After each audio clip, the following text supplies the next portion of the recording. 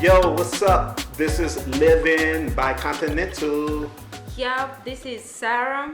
And I'm Anthony. Yeah. As always, I'm the African American in the group. And I'm the African in the group. So anyway, this is what we're going to do. We're going to come to you on Saturday live. We're going to be addressing a lot of comments that was left when we did the interview. With Search by Uhuru. Yeah, for Search for Uhuru, Prince Dinah's Amir. Now, there was a lot of comments that was left, a lot of negative comments. There was a lot of haters in the chat room, and they was doing what they was doing in these YouTube streets. They was hating. So we want to address a lot of those comments that was left.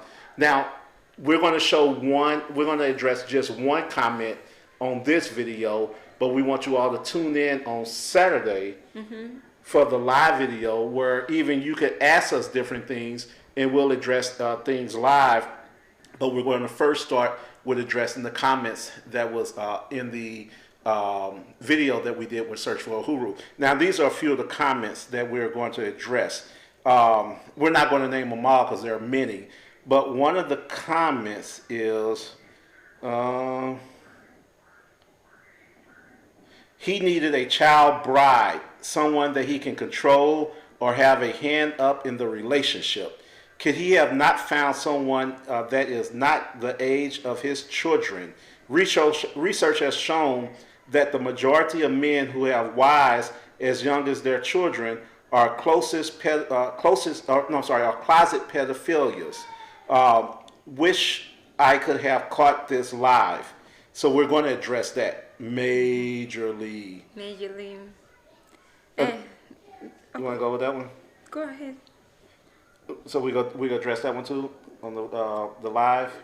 I thought we're gonna address all the. Okay. So another one we're gonna address on the live is someone said this is not a fair marriage. It's unbalanced because of the age gap.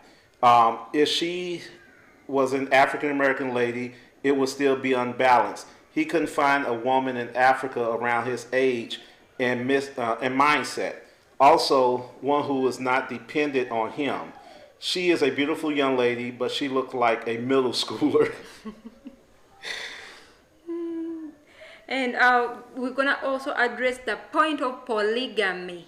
Polygamy. Yes. Both in the U.S. and in Africa.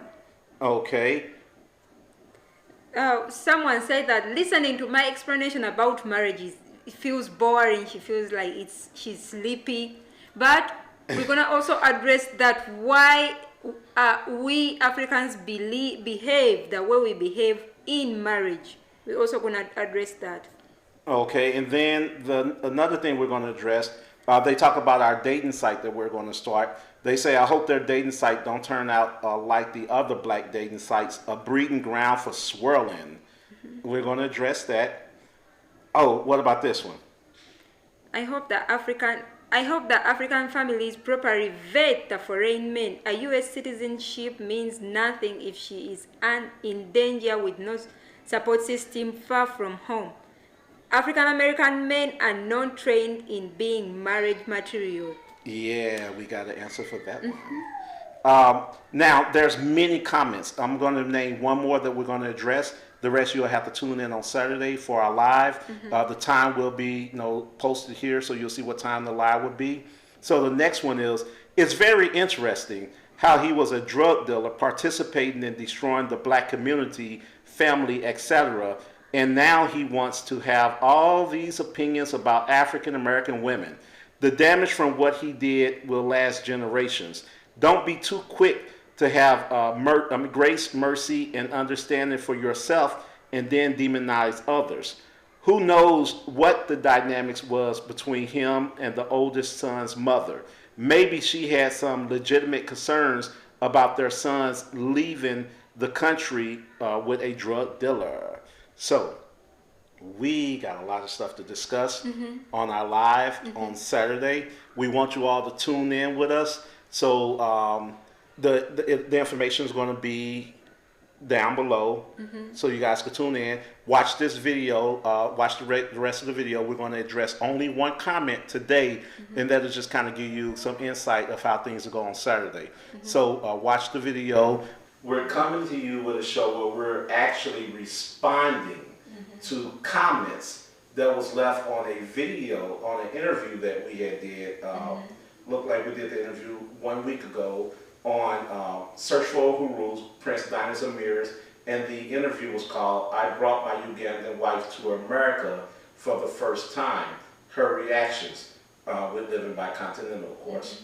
So before we get into the show, we want to ask you guys To subscribe, to like, leave a comment, leave many comments. hit the notification button, Yes. so And that you can get all it can notify you when we put out any content. yeah, so make sure you do those things. Those things are very important. We definitely appreciate the likes and comments. We get a lot of comments, and we always answer comments. So make sure you continue to do that. It encourages us, and it let us know what you want us to talk about, what direction you want us to go in. So today we're responding to comments that was left. Now, some of these comments were there was just like strictly from haters. Some of the comments you could tell from the tone, from the comment that they was haters, and we're going to kind of dig into a lot of those comments. A lot of the comments was very positive. I think the majority. Yeah, the majority was very positive, but as always, not everybody is going to be positive. So there were some that were negative, and I think we're going to address the negative ones. Yeah, we're going to address the negative. Keep in mind, not everyone is going to be happy for you. You could be doing very well in life. You could be happy. You could be at peace. You could enjoy the person you're with. And trust me, not everyone's going to be happy for you. For us, we're happy with each other. We're very happy. We're at a good place with our marriage. We're going on 5 years. And we appreciate those who say nice words to us, like help us. Some of them who leave their comments saying that you look nice together, you look happy. We appreciate you. Yes. And those who leave the negative comments, we appreciate you too. Yes, we do. We do appreciate you too. Because actually that speaks a lot about some people who leave comments, that are negative. It actually speaks a lot about them and their character. What I've noticed from some of the comments, from the people that left very negative comments with a real negative undertone, you were able to tell just from their comment and the tone of their comment that many of those people were miserable, that they were not happy in life. Even from my assumption, it seems as if some of those people are unmarried. Maybe they are looking for love and they haven't found the person to love them. Maybe they are a bit hard to deal with in a relationship. So therefore, they try to come and trash and tear down other people's relationship. But when you have real love, when you have strong love, those things can't crash your relationship. It can't crash what you have together. So that's why we're making this video, thanks to them. So the first comment that was of interest to us, it was this comment. We're not going to read the name of the persons that left the comment. We don't want to give them credit, props, or anything like that. This person said that I hope that African families properly vet the foreign men. A U.S. citizenship. Well, they wrote it wrong. It's U.S. citizenship. Yeah, a U.S. citizenship means nothing if she's in danger with no support system, far from home. I'll read this. And then the rest of it is African American. AA is African American. Yeah, I know that. AA, African American men are not trained in being marriage material. So just to read it again, I hope that African families properly vet the foreign men. A U.S. citizenship means nothing if she is in danger with no support system far from home. African American men are not trained in being marriage material. Whew, that was a big one. Huh. Did I address that or you do? You go first, I'll go second. Because I think I should address that because I'm married to an African. And you're far away. Yeah, and I'm far away from home. And are you in danger? Please tell us. The world is watching. Guys, Oh my goodness. I'm not in danger. Mm. I'm safe.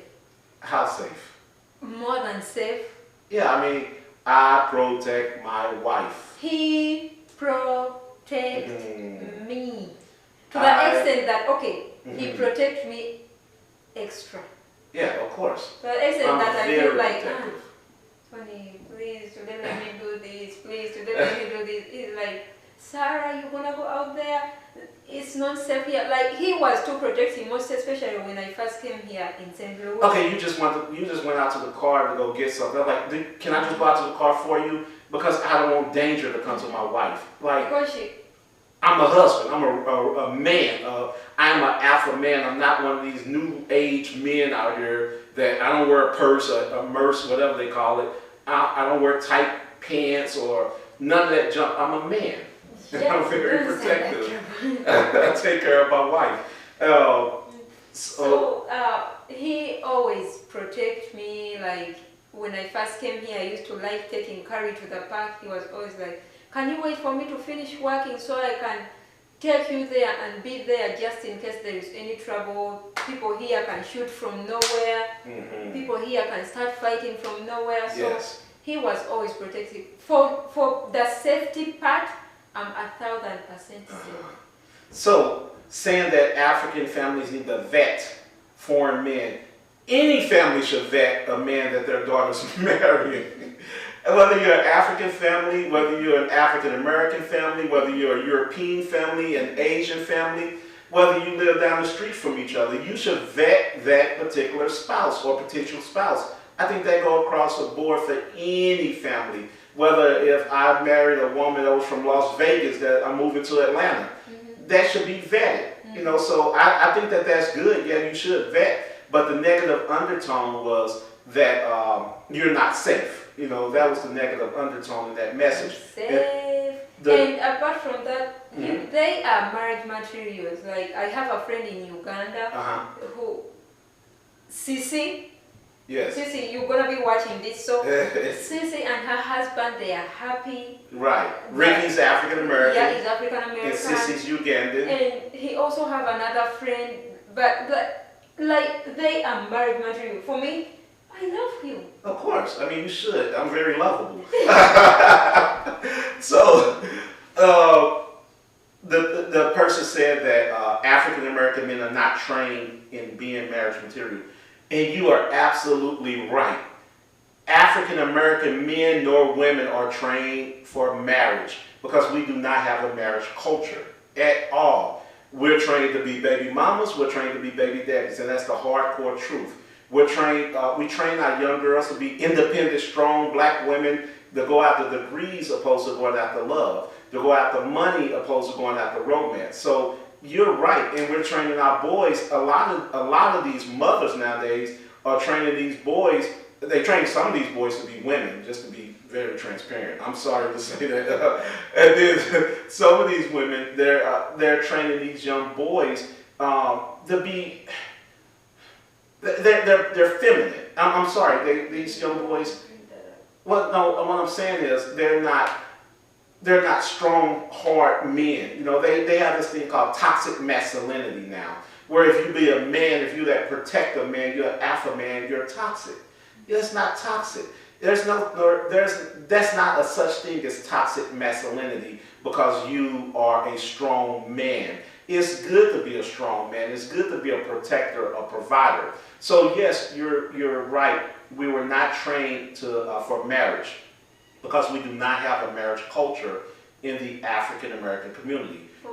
For me, that goes sideways. Even women, they were not trained to be wives. No, African American women are not trained to be wives. Most especially women, they were not trained to be wives. Women decide in America, you know, in our culture, in the African American community, most of them, they go after their degrees first, and then they want to get married in their late 30s, some even in their 40s. Past their childbearing age. A man wants children. You know, most men that want to be married, they want a family. Nowadays, when you find a woman, she's going to have maybe 2 or 3 kids, sometimes even by multiple guys. and that's not marriage material. And now I understand there are situations where it happens where maybe a woman was married, maybe her spouse died, or maybe they divorced for some unfortunate reason. So I do understand that. But yes, we have not been trained in marriage.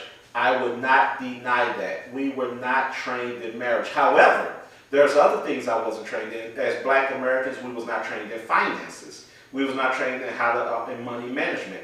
But I've trained myself in money management. I trained myself in marriage. I trained myself to be a father. So those things I did train myself. I come from a two-parent household. I had a mother and I had a father. So therefore I had some type of role models, to see which path to take. I understood that marriage was important. I've never had a child out of wedlock. Never. That's never been a goal of mine. As a matter of fact, I've always committed myself to never have a child out of wedlock. That has always been very important to me. So to address that, I will continue to say we are not trained in marriage. We are training our sons for marriage. We're teaching them that a male is responsible to financially take care of his wife. Mm-hmm. Not so? Mm-hmm. And when we have a daughter, what would we teach her? She is supposed to take care of the family, like she's the woman of the house. Exactly. The lady. So we're going to train our daughter, when we have one, to be a wife from birth, and we're going to train our sons, and we're training them now. I teach my sons now how to be a husband. I'm always telling them about marriage, about being a husband. And the two younger boys are only 2 and 9 months, and I've always told Junior he's 19. So therefore, we've always, that training has been there. So though I was not trained for marriage, I am training for marriage, and I have learned myself to be a husband. I've even read books. I've always followed successful married couples and look at the things that they have done. So yeah, I've trained myself. There's a lot of things that I was not taught, I was not properly trained for or formally trained for because of the African American community, but I've never let those things hold me down. I've always went out and learned those things on my own. We were not taught about economics. I've learned economics on my own. We was not taught about entrepreneurship. I learned that on my own. So those are things, and we weren't taught about the romance of man and woman, and I think I learned that on my own. Anyway, apart from all that, that's why we have this YouTube channel, so that you can know more about those in Africa. Since you African American, but you might be African American, but that doesn't mean that you American. Mm-hmm. Like you are Africa. Like that's why they say African American, because you are African. That's in America. Exactly. So that's why we have this YouTube channel, to tell you about Africa, so you can go back and learn those values. Maybe get someone and get married to an African, so that they can share values. That's our culture. That's our culture. You learning marriage. Yeah, you actually did. No, she actually contributed to me learning more about marriage, learning about the softer side of marriage. So I was previously married, but when I got married to Sarah, I learned so much more. I learned how to really manage and maintain a marriage. So those things are important. So the next comment.